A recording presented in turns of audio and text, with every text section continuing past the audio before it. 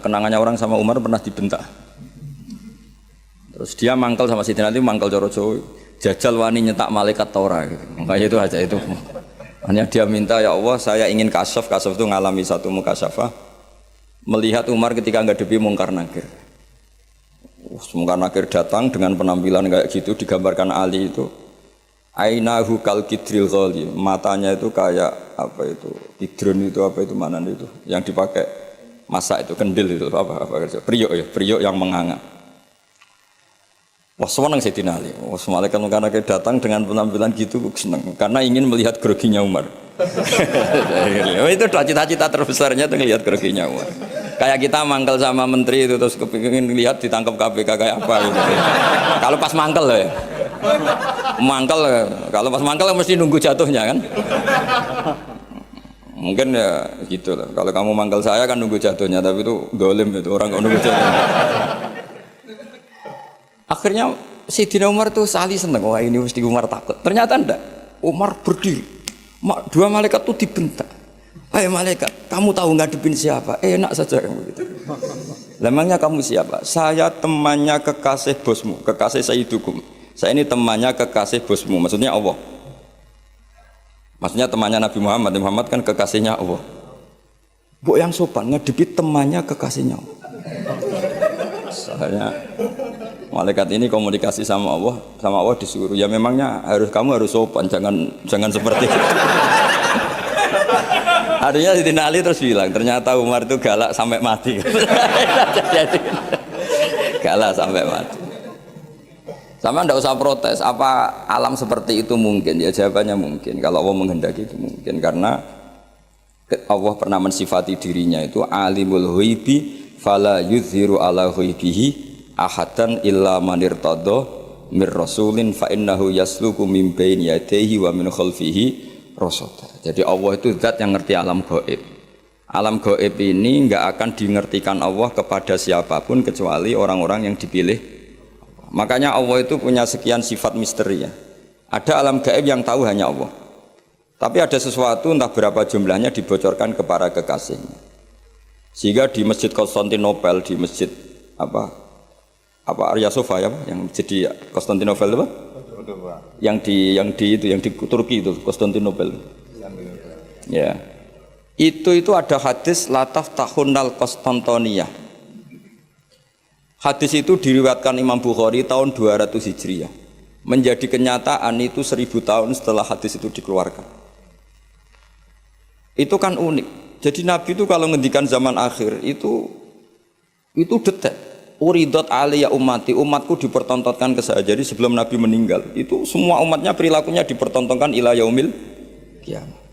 Mungkin Nabi yang menangi dosen, menangi gaya kayak UI ngaji gini. Mungkin Nabi ya, ngaji kok gitu aneh. Tapi ya mungkin dibenarkan. Jadi sehingga Nabi kalau ngendikan zaman akhir itu ya detail. Termasuk nyuwun sewu Nabi pernah ngendikan ya'ti 'alan nas zamanun katsirun khutoba'uhu qalilun ulama'uhu, nanti di zaman akhir yang pengkhutbah banyak tapi ulamanya sedikit, yang ngomong agama pinter banyak tapi sebenarnya nggak bisa ngaji buat rame-rame tok. Tapi itu ngendikan sedetail. Termasuk yang paling ngeri adalah ngendikan begini. Yang ini yang ngendikan dianalisis oleh ulama besar namanya Ibnu Khaldun. Ibnu Khaldun itu ulama besar yang bisa menganalisis dawuh Nabi, disebut muqaddimahnya Ibnu Khaldun. Itu sekitar tahun 800 Hijriah. Itu ngendikan gini diantaranya. Suatu saat kebaikan itu profesi, sina'ah itu profesi. Dulu kalau orang rumah anak yatim yang rumah saja, kalau ngajarin santri ngajarin saja. Kalau jaga keamanan negara jaga saja, semuanya hisbah itu ikhlas. Sekarang kebenaran itu profesi. Jadi suatu saat kebenaran atau kebaikan itu profesi. Kadang ada orang wataknya itu kurang baik, tapi dia senyum terus. Memang tugasnya harus senyum. Wong dia pramugari mau tidak mau.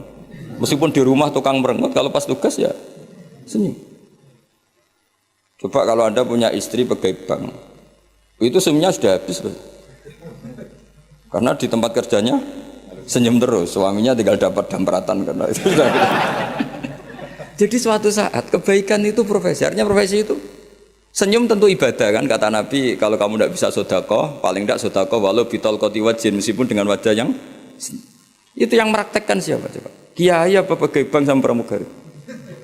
Kadang Pak On tuh bertutut melihat UI gak seneng ngaji, Pak On mesti bertutut. Wong yang pegawai bank aja gampang senyum ahli ibadah kok ini ketua. Jadi tegas juga kadang profesi. Makanya saya pernah ditanya satpam. Saya sering punya santri reserse, tanya gini ke saya. Gus, suudzon itu haram enggak? Ya haram. Saya ini reserse, profesi saya harus suudzon. Nanti kalau ada orang pegang-pegang motor ngunci gak kena-kena, ada apa itu kok? jadi zaman akhir itu suudzon saja. Profesi, coba kalau Anda jadi reserse atau satpam, terus ada orang kunci motornya kesulitan. Kalau kamu gak satpam, mesti pikiran pertama itu, mungkin kuncinya gak pas ya, apa agak error ya. Tapi kalau pikiran security, apa ya? Artinya, seudon saja suatu saat itu ya profesi. Guru ya profesi. Kalau di kelas ngajar itu, wah masya Allah, karena ada gajinya. Setelah di rumah nggak mental guru, orang bodoh dibiarin. Kan, lu kenapa kamu nggak ngajari tetangga? Kan nggak jam ngajar.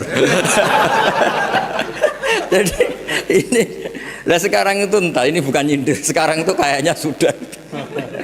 Jadi sekian kebaikan itu profesi. Maka ada guyonan. Ini kisah nyata Pak On. Ada imam masjid besar datang ke Surabaya, ketemu kiai Indonesia. Ini kisah nyata, bukan anekdot.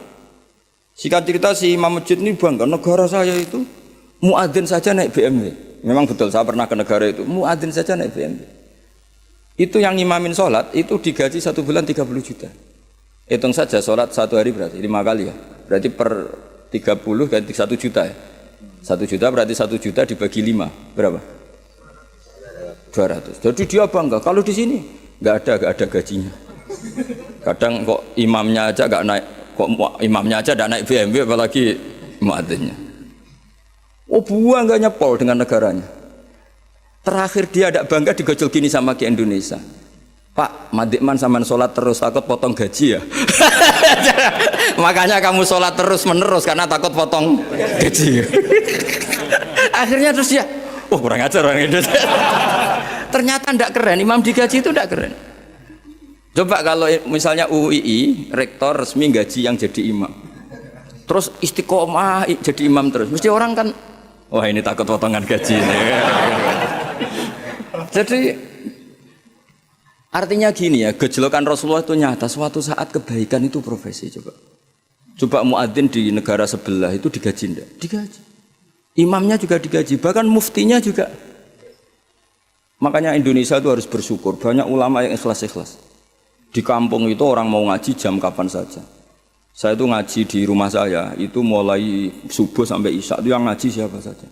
Mulai orang bingung, setengah bingung. Mulai profesor sampai tukang, ada aja. Ya ngaji saja, gak kepikiran hormat saya juga gak kepikiran dihormati mereka. Karena kita ingin kebaikan adalah hisbah lillahi ta'ala. Allah ngajarkan kita, ngajar ya ngajar aja. Tapi Nabi itu pernah ngendikan yang dianalisis oleh Ibnu Khaldun, suatu saat kebaikan itu sina'ah profesi. Nah, kenapa beliau ngendikan itu? Karena begini ceritanya. Hajjat itu orang nakal, Hajjat bin Yusuf. Orang nakal, masyhur itu Hajjat itu termasuk tragedi dalam sejarah Islam itu pernah ada makhluk bernama siapa? Hajjat. Hajjat itu musuh besarnya Abdul bin Zubair. Abdul bin Zubair itu gubernur Mekah, dia gak ngakui pemerintahnya Yazid bin Muawiyah, dia memproklamirkan diri sebagai Amirul Mukminin. Tapi sama pasukannya Yazid yang dipimpin Hajjat bin Yusuf, meskipun Abdul bin Zubair itikaf di dekat Ka'bah tetap dihabisi. Padahal pantangannya orang Islam itu bikin prahara di dekat Ka'bah atau di tanah haram. Makanya jadi sudah jadi omongan lah. Kalau orang nakal raimu kok Hajjat, semua kok bulat-bulat uang itu nih Hajjat. Tapi ketika ditanya ke Abdul Khaldun setelah 700 tahun dari peristiwa itu, Hajjat itu anaknya guru, kenapa dia begitu? Dijawab Abdul Khaldun lucu, ya gurunya guru profesi, bukan guru pengajar. Artinya beda. Makanya ini sekaligus kita menasihati diri kita sendiri, menasihati dosen, menasihati pegawai UI semuanya. Profesi itu harus dibawa sampai rumah, sehingga menjadi status. Nggak boleh kita hanya profesi dosen, hanya ngajar di jam ngajar. Kita harus status kita memang pengajar.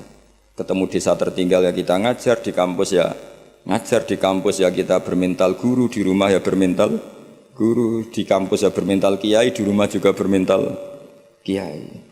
Kita di yayasan yatim piatu ya sayang yatim piatu, di rumah tanpa ada yang gaji juga sayang. Lama-lama kalau profesi kan gini, di yayasan itu dia sayang sama yatim piatu karena digaji di situ. Ketemu yatim di rumah dibiarin. Kenapa? Kan tidak tugas saya. Nanti lama-lama tim SAR gitu. Kalau ditugaskan di mana serius, kalau nggak ditugas ada orang kelab, Barno kan tidak bagian saya. Wilayah saya kan Jakarta, ini tenggelamnya kan di Jogja. Jadi kacau semua kalau berdasar apa teritorial apa profesi. Itu Nabi sudah mengingatkan, kalau kamu jadi orang baik, berbaiklah karena hisbah. Bahwa dunia modern mengharuskan ada wilayah teritorial, ya monggo itu bawaan apa? Modern.